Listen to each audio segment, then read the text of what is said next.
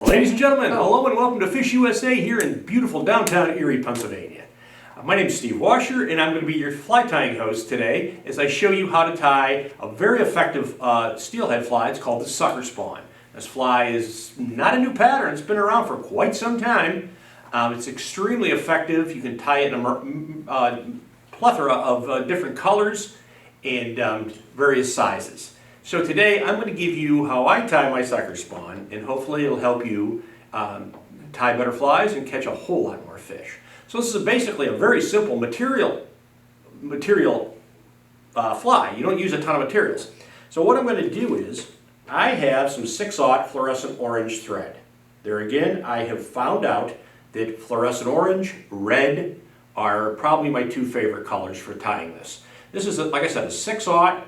You could use, like in the denier scale, a 70 or a 140 denier, or denier, however we want to pronounce that, to tie this. You don't want a real heavy thread. Secondly, I have some Midge flash in pearl. This is available here at FishUSA, or even if you just had regular crystal flash, that's fine. I use that for the tailing. I have Angora yarn.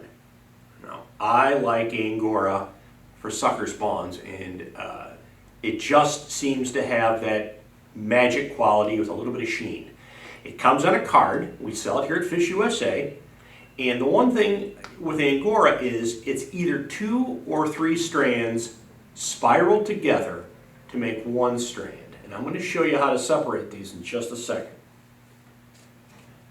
So what I'm going to do is I'm going to cut off about a 3-inch section, maybe even less. You don't want, and you want to cut your sections before you unspiral it, if you will. So I take the tips of my scissors, and I can see the perforation there, and I kind of splay them apart, and I get in there with my scissors, and I get a strand, and I very slowly pull it down. Now sometimes it wants to knot up like it is now. So I very carefully just go back in with my scissor tips and separate that. And it comes down very nicely. Now I've got 2 strands left. I don't know what this little foreign object is in there. Get out of there. Open them up with the tips of my scissors, or you can use your dubbing needle, your bodkin, and I separate them. And there you have them. I've already prepared 5 sections of hot orange to tie this fly with. And so if you're going to tie a lot of these flies, what I like to do is I'll go through and I'll cut and splay all of my materials. So if I'm going to tie a dozen oranges, I'll lay a dozen different 5 strung or 5 things out from here, however many you want to tie. So let's begin our tying. Like I said, I'm going to be using the fluorescent orange. Today I am using a Mustad C67S caddisfly / egg hook. It's 2 extra heavy and 3 extra short. It's a very stout hook. It's got a straight eye. Very, very, very nice hook to tie on. There again, you can use any type of hook you're happy with. I like to use some type of a scud hook, short shanked, over anything with a long shank for this fly.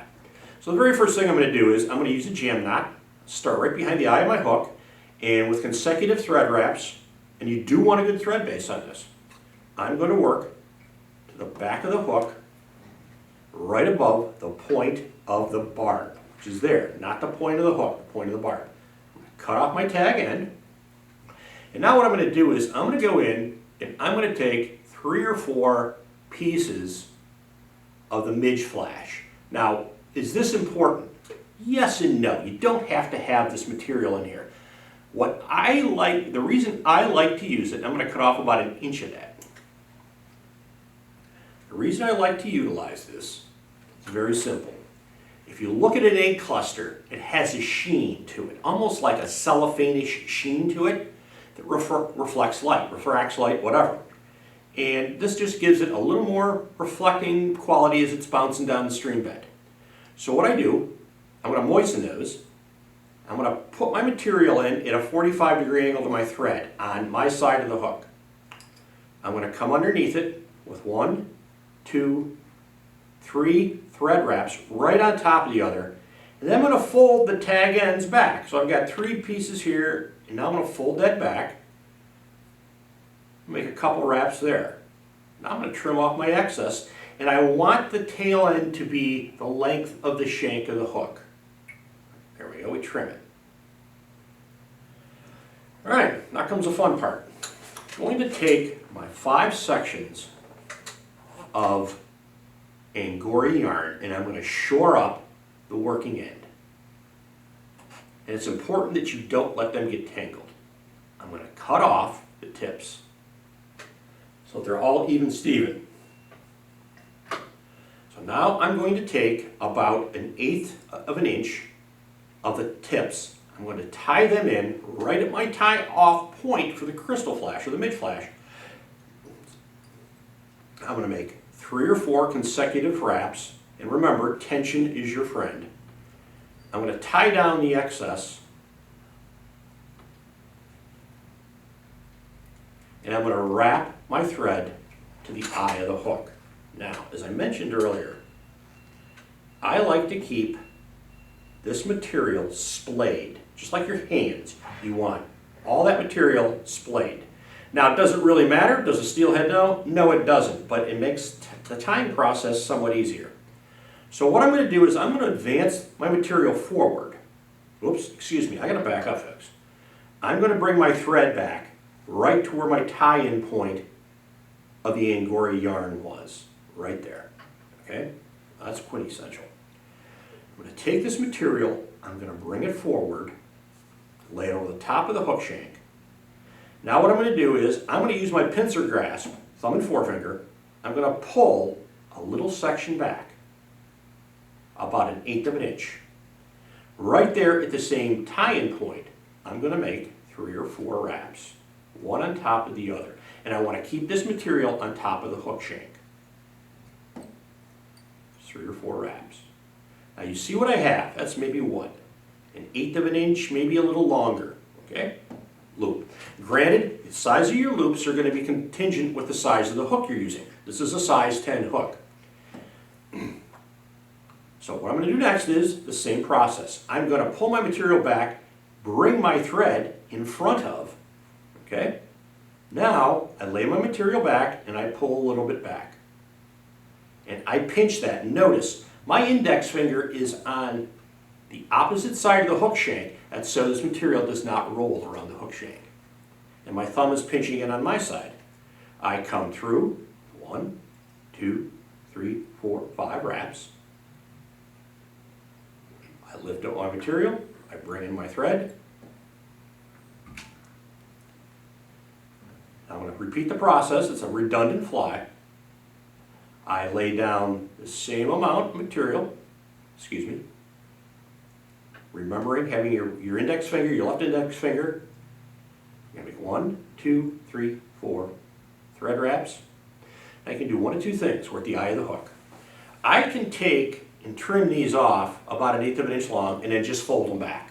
The fish don't know the difference. All right?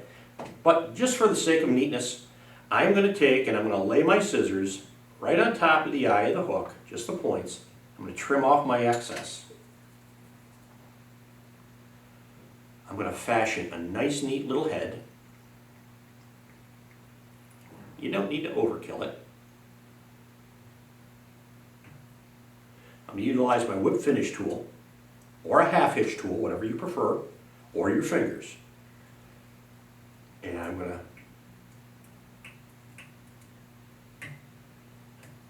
give it a double whip finish.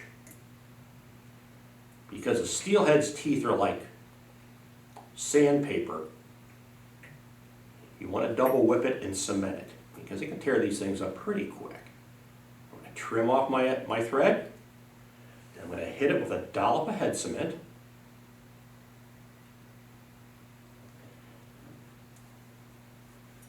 And I'm going to clear the eye with my bodkin. Voila. Now, Something else you can do, you could daintily apply a little head cement on the underside, but if you're going to take this fly out and fish it, I wouldn't advise doing that. So, there you have it. It's a sucker spawn fly. You can tie it with, I use 5 strands of Angora. You can tie it with 3, 4, 5, 6, whatever you prefer and whatever you're liking. Experiment, see what the fish like, see what works for you at the tying table. Have a lot of fun with it. This is a very effective fly. Folks, I hope you've enjoyed this video. I've enjoyed tying for you. My name is Steve Wascher for FishUSA. God bless you, and I hope to see you on the stream. Good luck.